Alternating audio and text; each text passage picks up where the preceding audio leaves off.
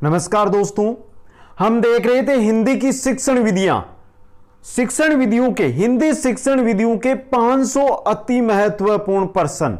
यह रहेगा हमारा भाग नंबर 2, जिसके अंदर हम देखेंगे 51 से लेकर 100 तक के इंपॉर्टेंट क्वेश्चन दोस्तों। तो 500 प्रश्नों का यह संग्रह रहेगा दोस्तों। और जब हमारे 10 वीडियो के माध्यम से 500 क्वेश्चन कंप्लीट हो जाएंगे तो आपको 500 क्वेश्चनों की पीडीएफ है वो उपलब्ध करवा दी जाएगी। इसलिए आप हर एक क्वेश्चन को ध्यान से देखते रहे और याद करते रहिए मित्रों। यही 500 प्रश्न है जिनसे पेपर के अंदर क्वेश्चन आता है। तो एक बार सभी साथी इस वीडियो को लाइक, शेयर और जो नए साथी है वो चैनल को जरूर सब्सक्राइब कर ले। चलते हैं दोस्तों क्वेश्चनों की ओर। क्वेश्चन नंबर 51 आपकी स्क्रीन पर। भाषा सीखने सिखाने का उद्देश्य क्या होता है? भाषा सीखने या सिखाने का उद्देश्य क्या होता है? अपनी बात की पुष्टि के लिए तर्क देना नहीं, विभिन्न स्थितियों में भाषा का प्रभावी प्रयोग करना। 2 नंबर ऑप्शन। भाषा सीखने सिखाने का उद्देश्य होता है विभिन्न स्थितियों के अंदर भाषा का प्रभावी प्रयोग हम कर सके। Next question, question number 52। एक भाषा शिक्षक के लिए सर्वाधिक महत्वपूर्ण है। एक भाषा शिक्षक के लिए क्या है सर्वाधिक महत्वपूर्ण? बच्चों को भाषा प्रयोग के अवसर उपलब्ध कराना। सही बात है। बच्चों को, एक भाषा शिक्षक हो अगर आप, तो बच्चों को भाषा के प्रयोग के अवसर उपलब्ध करवाएं। ऑप्शन 1 सही रहेगा। नेक्स्ट क्वेश्चन है क्वेश्चन नंबर 53। भाषा का प्रयोग, भाषा का प्रयोग ऑप्शन देखिए, जीवन के विभिन्न संदर्भों में होता है। सही बात है। ऑप्शन 1 सही रहेगा। भाषा का प्रयोग मित्रों जीवन के विभिन्न संदर्भों में होता है। ऑप्शन 1 सही रहेगा। नेक्स्ट क्वेश्चन, क्वेश्चन नंबर 54 है। भाषा स्वयं में, भाषा स्वयं में एक जटिल चुनौती है, एक विषय मात्र है, संप्रेषण का एकमात्र साधन है, एक नियमबद्ध व्यवस्था है। सही रहेगा 4 नंबर ऑप्शन।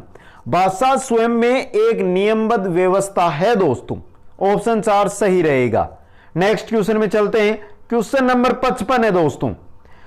भाषा की कक्षा में एक शिक्षक बच्चे से क्या अपेक्षा करता है? भाषा की कक्षा में आप अगर शिक्षक हैं तो भाषा की कक्षा में बच्चों से आप क्या अपेक्षा करेंगे दोस्तों? ऑप्शन देखिए, बच्चे अपनी मातृभाषा का बिल्कुल भी प्रयोग ना करें। गलत बात। बच्चे सवालों के बंदे बंदाए जवाब न दें। सही है दोस्तों। बच्चे हैं जो सवालों के बंदे बंदाए जवाब ना दें। ऑप्शन 2 सही रहेगा यहां पे दोस्तों। नेक्स्ट क्वेश्चन में चलते हैं। Question number 56। बच्चे अपने परिवेश से स्वयं भाषा अर्जित करते हैं। इसका एक निहितार्थ यह है कि क्या है दोस्तों इसका निहितार्थ? देखिए क्वेश्चन क्या कह रहा है, बच्चे अपने परिवेश से भाषा स्वयं भाषा अर्जित करते हैं। ऑप्शनों में चलिए मित्रों। बच्चों को अत्यंत सरल भाषा का परिवेश उपलब्ध कराया जाए, बच्चों को बिल्कुल भी भाषा न पढ़ाया जाए, बच्चों को समृद्ध भाषिक परिवेश उपलब्ध कराए जाए। ऑप्शन 3 आपका सही रहेगा। बच्चे अपने परिवेश से स्वयं भाषा अर्जित करते हैं। इसका एक निहितार्थ यह है कि बच्चों को समृद्ध भाषिक परिवेश उपलब्ध कराया जाए दोस्तों। नेक्स्ट में चलते हैं। Question number 57। भाषा की पाठ्य पुस्तकें, भाषा की पाठ्य पुस्तकें क्या है? भाषा सीखने का एकमात्र संस्थान है, अभ्यास की होनी चाहिए, साधन है। भाषा की जो पाठ्य पुस्तकें हैं वो क्या है? साधन होती है दोस्तों। और इंपॉर्टेंट क्वेश्चन है, बहुत बार आता है एग्जामों के अंदर ये। नेक्स्ट क्वेश्चन में चलते हैं। Question number 58। बच्चों की भाषा संबंधी क्रमिक प्रगति का लेखा जोखा रखना से संभव है।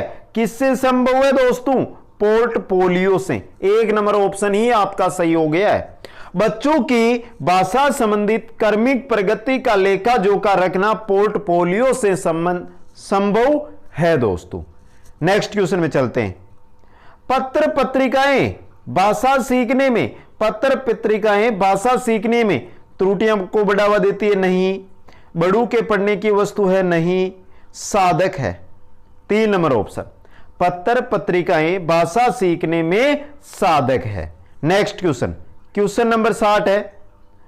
बच्चों की भाषा के आकलन का सर्वाधिक प्रभावी तरीका है। बच्चों की भाषा का अगर आप आकलन करना चाहते हैं तो उसका सर्वाधिक प्रभावी तरीका क्या है दोस्तों? क्या है? देखिए प्रश्नों के उत्तर देना, प्रश्न पूछना और पढ़ी गई सामग्री पर प्रतिक्रिया व्यक्त करना। बच्चों की भाषा के आकलन का सर्वाधिक प्रभावी तरीका होता है उनसे प्रश्न पूछना और जो उसको पढ़ा दी गई है बच्चों को उससे सामग्री पर उनकी प्रतिक्रिया लेना। दोस्तों 2 नंबर ऑप्शन सही रहेगा। नेक्स्ट क्वेश्चन है, भाषा अर्जन में महत्वपूर्ण है। भाषा अर्जन में महत्वपूर्ण है, ऑप्शन देखिए, भाषा के विभिन्न रूपों का प्रयोग, सही रहेगा 1 नंबर।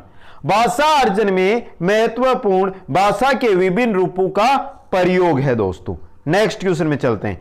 क्वेश्चन नंबर 62 है दोस्तों, निम्नलिखित में से कौन सा भाषा शिक्षण का उद्देश्य है? इनमें से कौन सा है जो भाषा शिक्षण का उद्देश्य है? दोस्तों देखिए, पहला है भाषा सीखते समय त्रुटियां बिल्कुल न करना, यह उद्देश्य नहीं है।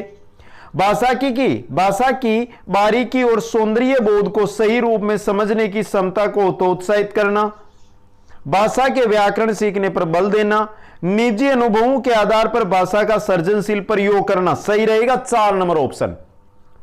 भाषा शिक्षण निजी अनुभवों के आधार पर भाषा का सृजनशील प्रयोग करना। दोस्तों नेक्स्ट क्वेश्चन में चलते हैं। क्वेश्चन नंबर 63, प्रश्न पूछना, प्रतिक्रिया व्यक्त करना, परिचर्या में भाग लेना, वर्णन करना, क्या है ये? क्या है दोस्तों? भाषा आकलन के तरीके मात्र है? नहीं, भाषा सीखने सिखाने तथा आकलन के तरीके हैं, सही है दोस्तों 2 नंबर ऑप्शन। प्रश्न पूछना, प्रतिक्रिया व्यक्त करना, परिचर्या में भाग लेना, वर्णन करना, यह भाषा सीखने सिखाने और आकलन के तरीके होते हैं। नेक्स्ट क्वेश्चन है 64 नंबर, बहुभाषिक एवं बहुसांस्कृतिक कक्षा में, बहुभाषिक है और बहुसांस्कृतिक कक्षा है, उसमें ऑप्शन, बच्चों की मातृभाषा को समुचित सम्मान स्थान देते हुए मानक भाषा से भी परिचय कराना चाहिए, सही रहेगा 1 नंबर ऑप्शन। अगर बहुभाषिक और बहुसांस्कृतिक कक्षा है तो उसमें बच्चों की जो मातृभाषा है उसको समुचित स्थान दे, समुचित सम्मान दे और सम्मान और स्थान देते हुए फिर जो मानक भाषा है उसका परिचय देना चाहिए। नेक्स्ट क्वेश्चन है, भाषा के व्याकरण की समझ को, भाषा के व्याकरण की समझ को, ऑप्शन देखिए मित्रों, केवल लघुत्तर प्रश्नों के माध्यम से आंका जाना चाहिए, कभी नहीं। निबंधात्मक प्रश्नों के माध्यम से आंका जाइए, कभी नहीं। संदर्भपरक प्रश्नों के माध्यम से आंका जाना चाहिए, सही बात है। भाषा के व्याकरण की समझ को संदर्भपरक जो प्रश्न होते हैं उनके माध्यम से आंका जाना चाहिए। नेक्स्ट क्वेश्चन में चलते हैं। क्वेश्चन नंबर 66, बच्चे के घर की भाषा और विद्यालय की भाषा के बीच के संबंध को, घर की भाषा और जो विद्यालय की भाषा है उनके बीच के संबंध को कठोरता से देखना चाहिए, नहीं। उपेक्षित करना चाहिए, कभी नहीं। उसकी विविधता और लचीलेपन के साथ देखना चाहिए, सही रहेगा 3 नंबर ऑप्शन। बच्चे की घर की भाषा और विद्यालय की भाषा के बीच का जो संबंध है उनको विविधता और लचीलेपन के साथ देखना चाहिए। नेक्स्ट क्वेश्चन में चलते हैं। क्वेश्चन नंबर 67, पहले बच्चों के लिए लिपिबद्ध और उनसे जुड़ी हुई ध्वनियां, पहले बच्चों के लिए लिपिबद्ध और उनसे जुड़ी हुई ध्वनियां निरर्थक होती है, ऑप्शन 1 यहां पे आपका सही रहेगा। नेक्स्ट क्वेश्चन, बच्चों की भाषा के संदर्भ में कौन सा कथन सही है? देखिए दोस्तों, कौन सा कथन सही है वो आपसे पूछा है। पहला है, बच्चों की भाषा में बहुत अधिक व्याकरणिक त्रुटियां होती है, सही बात है दोस्तों।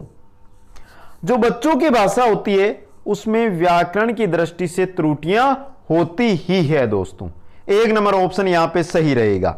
नेक्स्ट क्वेश्चन, क्वेश्चन नंबर 69, भाषा की कक्षा में बच्चे स्वाभाविक अभिव्यक्ति के लिए किसी भी प्रकार का रेखांकन कर सकते हैं, यह कथन कैसा है यह आपको बताना है।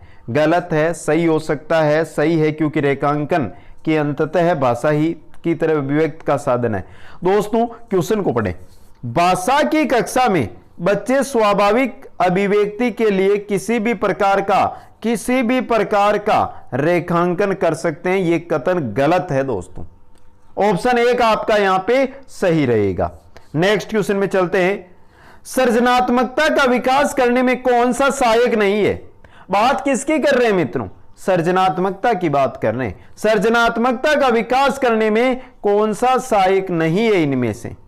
तो ऑप्शन देखते हैं, कविता पूरी करना, चित्र पर आधारित मौखिक अथवा लिखित वर्णन, प्रश्नों के उत्तर लिखना। यह नहीं है दोस्तों। ऑप्शन 3 आपका जो सृजनात्मकता का विकास करने में सहायक नहीं है। अब यहां पर हम बात किसकी कर रहे हैं? सृजनात्मकता की। तो कविता, अगर किसी कविता को अधूरा छोड़ दिया जाता है, पूरा करवाया जाता है, तो वो सृजनात्मकता का विकास है। चित्र पर आधारित मौखिक और लिखित वर्णन, किसी चित्र आपके सामने रख दिया जाता है, फिर आपको उस पर मौखिक और लिखित वर्णन पूछा जाता है, मतलब वो भी सृजनात्मकता का विकास है।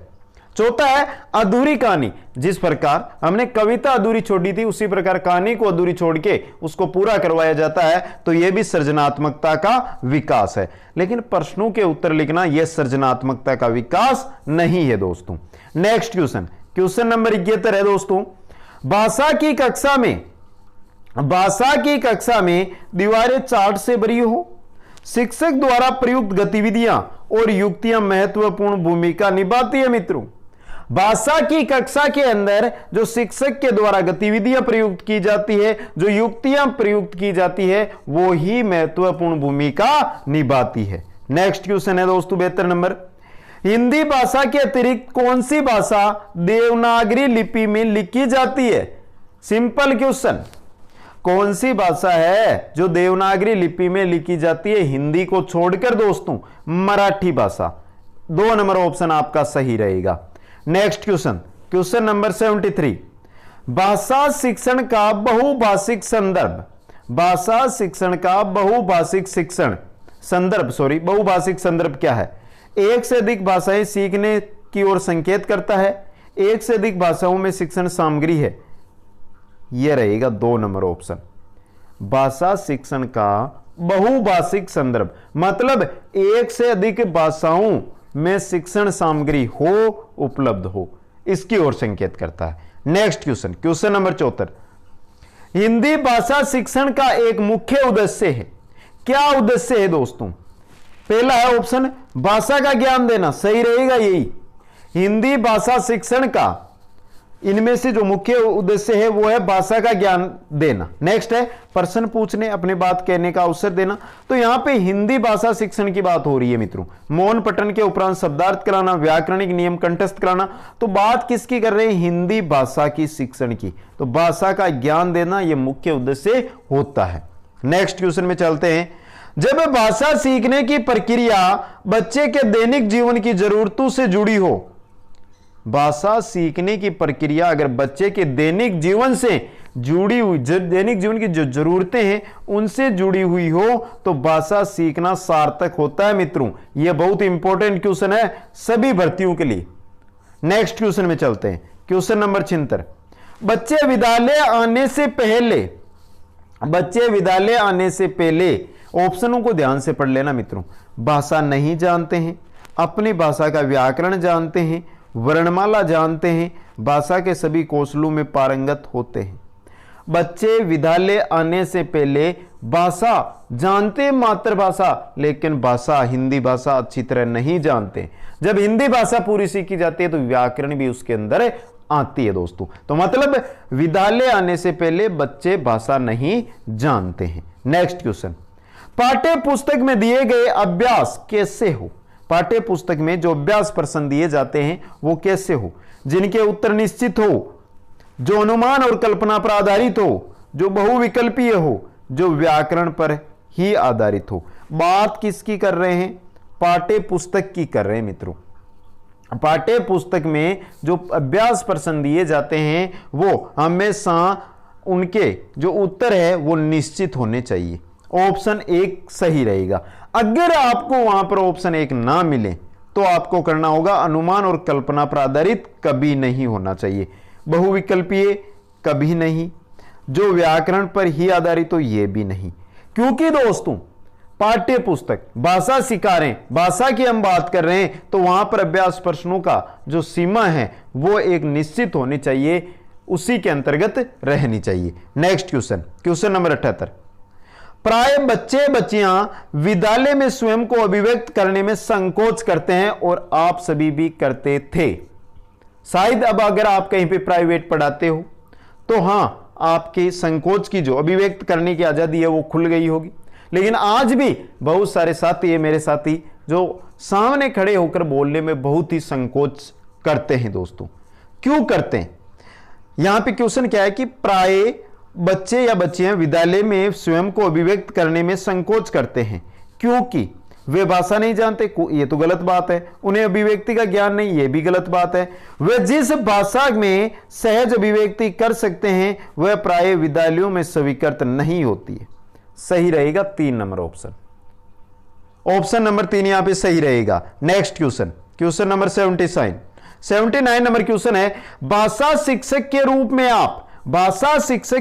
आप पाठ्य पुस्तक पर बल देंगे, प्रश्नों के उत्तर पूछेंगे, ड्राइंग बनवाएंगे, बच्चों को अपने अनुभव और विचार बताने के लिए उनमें उत्सुकता जगाएंगे। भाषा शिक्षक के रूप में आप बच्चों को अपने अनुभव, अपने विचार बताने के लिए उनमें उत्सुकता जगाएंगे, उनको प्रेरणा देंगे। नेक्स्ट क्वेश्चन में चलते हैं। क्वेश्चन नंबर 80, बच्चे अपने बोलचाल की भाषा का अनुभव समाज परिवार से प्राप्त करते हैं। 1 नंबर ऑप्शन ही आपका यहां पे सही रहेगा। नेक्स्ट क्वेश्चन, क्वेश्चन नंबर 81, भाषा नियमों की जानकारी से ही निकलती है, विद्यालय में ही सीखी जाती है, एक नियमबद्ध व्यवस्था है। पहले हमने इस क्वेश्चन को देख लिया था दोस्तों। भाषा एक नियमबद्ध व्यवस्था होती है, याद रखना, इंपॉर्टेंट बहुत है ये क्वेश्चन। नेक्स्ट क्वेश्चन, भाषा की पाठ्य पुस्तक का निर्माण करते समय सबसे कम महत्वपूर्ण बिंदु है। भाषा की जो पाठ्य पुस्तक है उसका आप निर्माण कर रहे हैं तो सबसे कम महत्वपूर्ण बिंदु यहां पर कौन सा होगा दोस्तों? देखिए, भाषा की विभिन्न छटाएं, ये तो नहीं है। अभ्यासों में वैविध्य, पाठों की संख्या। भाषा की अगर आप पाठ्य पुस्तक का निर्माण कर रहे हो तो उसमें पाठों की संख्या से क्या मतलब? सबसे कम महत्वपूर्ण बिंदु है ये दोस्तों। 3 नंबर ऑप्शन आपका सही रहेगा। नेक्स्ट क्वेश्चन, क्वेश्चन नंबर 83, एक से अधिक भाषाओं का प्रयोग किसी भी एक भाषा में निपुणता में बाधक है। गलत। कक्षाई जटिलताओं को बढ़ाता है। गलत। शिक्षकों के लिए गहन समस्या है। गलत बात। संज्ञानात्मक विकास में सहायक है। अगर आप एक से अधिक भाषाओं का प्रयोग करते हो मतलब संज्ञानात्मक विकास में वो सहायता करते हैं आपकी। नेक्स्ट क्वेश्चन में चलते हैं, क्वेश्चन नंबर 84, भाषा अर्जन और भाषा अधिगम के संदर्भ में कौन सा कथन सही नहीं है? भाषा अर्जन और भाषा अधिगम के संदर्भ में कौन सा कथन सही नहीं है? यहां पर देखिए दोस्तों, अर्जन और अधिगम की बात हो रही है। सांस्कृतिक विभिन्नता भाषा अर्जन और भाषा अधिगम को प्रभावित करने वाला महत्वपूर्ण कारक है। सही कहा है ये तो दोस्तों, सही कथन है। भाषा अर्जन में विभिन्न संकल्पनाएं मातृभाषा में ही बनती है, यह भी सही है दोस्तों, याद रख लेना। भाषा अधिगम में कभी भी अनुवाद का सहारा नहीं लिया जाता है, लिया जाता है दोस्तों। भाषा अधिगम में अनुवाद का सहारा लिया जाता है, इसलिए ये आपका क्या है? गलत कथन है दोस्तों। 3 नंबर ऑप्शन आपका यहां पे क्या हो गया? सही हो गया। नेक्स्ट क्वेश्चन में चलते हैं, 85 नंबर, एक बहुभाषिक कक्षा में आप किसे सबसे कम महत्व देंगे? बहुभाषिक कक्षा है तो उसमें आप सबसे कम किसको महत्व देंगे? ऑप्शन देखिए, बच्चों को सिखाना कि 2 भाषाओं के मध्य विद्यमान समानता व अंतर का विश्लेषण कैसे किया जाता है। ऑप्शन 1 सही रहेगा। बच्चों को सिखाना कि 2 भाषाओं के मध्य विद्यमान समानता और अंतर का विश्लेषण, इससे क्या मतलब दोस्तों? तो ऑप्शन 1 है, इस पर सबसे कम महत्व देंगे। बाकी विभिन्न प्रकार का बाल साहित्य जरूर, कक्षा में विभिन्न प्रकार की सामग्री से समृद्ध वातावरण, ये भी करेंगे महत्व, यानी इन पर आप जोर देंगे, इनको महत्व देंगे। कक्षा के बहुभाषिक और बहुसांस्कृतिक संदर्भों के प्रति संवेदनशीलता, यह भी महत्वपूर्ण है। तो 1 नंबर ऑप्शन यहां पे सही रहेगा। नेक्स्ट क्वेश्चन, प्राथमिक स्तर पर भाषा की पाठ्य पुस्तकों में किस तरह की रचनाओं को स्थान दिया जाना चाहिए? बात किसकी हो रही है? प्राथमिक स्तर की हो रही है। प्राथमिक स्तर पर भाषा की जो पाठ्य पुस्तकें हैं उनमें किस तरह की रचनाओं को स्थान दिया जाना चाहिए दोस्तों? देखिए, केवल कहानियां अथवा कविताएं नहीं, विदेशी साहित्य की रचनाएं नहीं, ऐसी रचनाएं जो बच्चों के परिवेश से जुड़ी हो और जिनमें भाषा की अलग छटाएं हो। 3 नंबर ऑप्शन।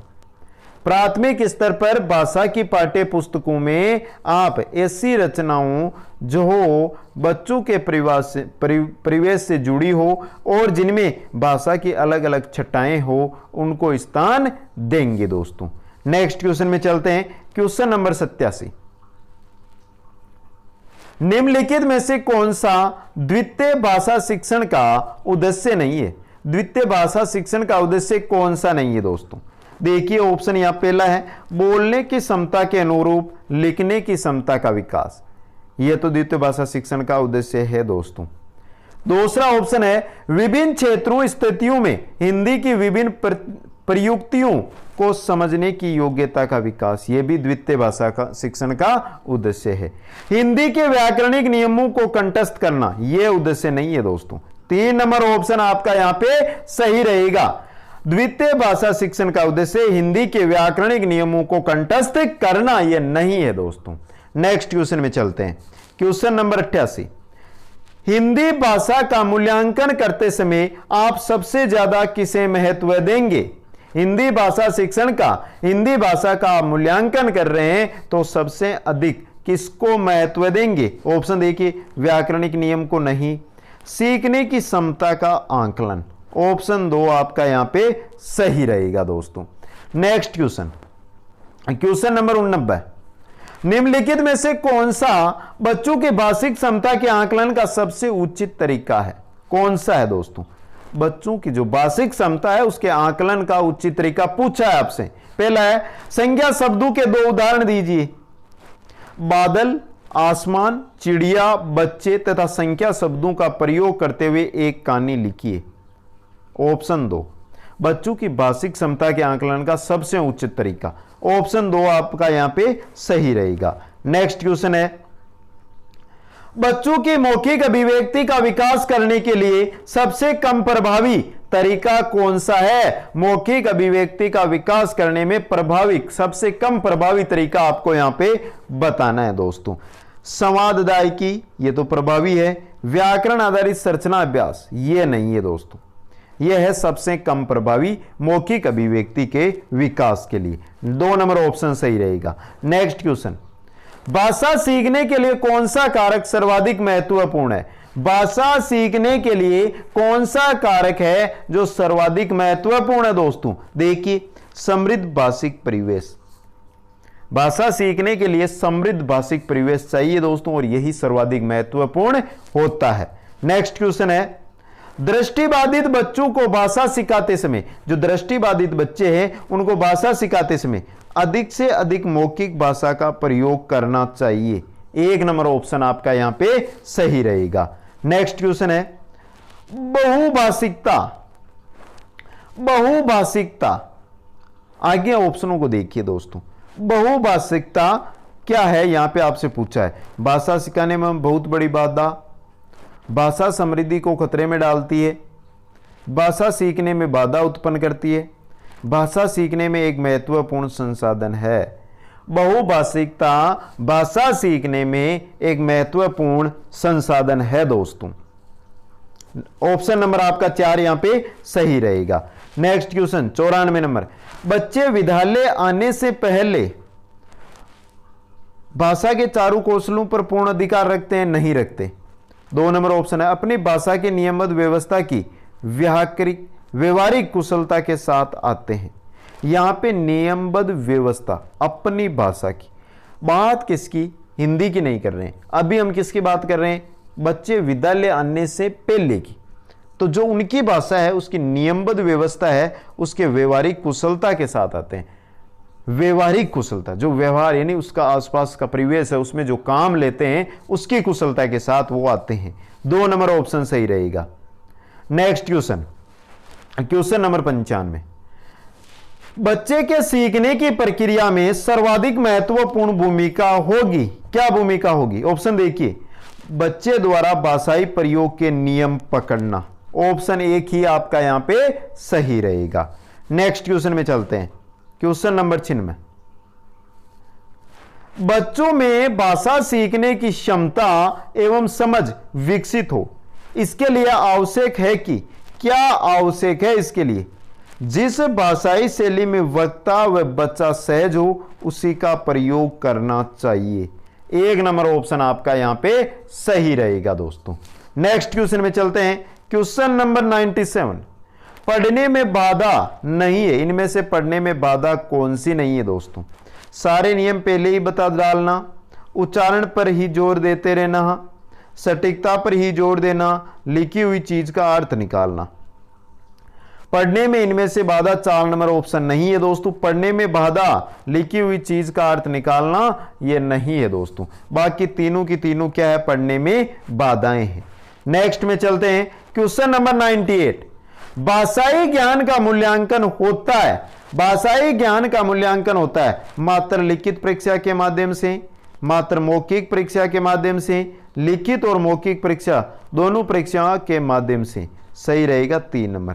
भाषाई ज्ञान का मूल्यांकन है मित्रों लिखित और मौखिक दोनों परीक्षाओं के माध्यम से होता है। नेक्स्ट क्वेश्चन, क्वेश्चन नंबर 99, भाषिक सापेक्षता के संबंध में प्रचलित व्याख्या की दृष्टि से सही कौन सा है? भाषा का विचारों पर बहुत गहरा प्रभाव पड़ता है। सही रहेगा। भाषिक सापेक्षता की दृष्टि से यही है दोस्तों, भाषा का विचारों पर बहुत गहरा प्रभाव पड़ता है दोस्तों। और पार्ट 2 हिंदी शिक्षण विधियों के पार्ट 2 का यह अंतिम क्वेश्चन रहेगा मित्रों। लाइक और शेयर कर देना जरूर, बहुत ही इंपॉर्टेंट क्वेश्चन है। निम्नांकित में से कौन सा सिद्धांत भाषा के उद्भव और भाषा के विकास से संबंधित है? कौन सा सिद्धांत है संबंधित? डिंग डांग सिद्धांत दोस्तों। 2 नंबर ऑप्शन आपका यहां पे सही रहेगा। मित्रों इतना पूछना चाहता हूं कि ये 50 क्वेश्चन आपको कैसे लगे। अगर अच्छे लगे हैं तो पार्ट 1 को एक बार जरूर जाकर देख लें।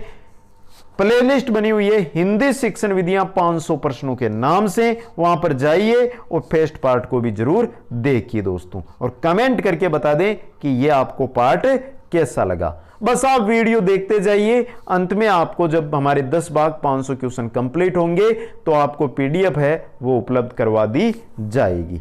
आप सभी को बहुत बहुत धन्यवाद। जय हिंद, जय भारत।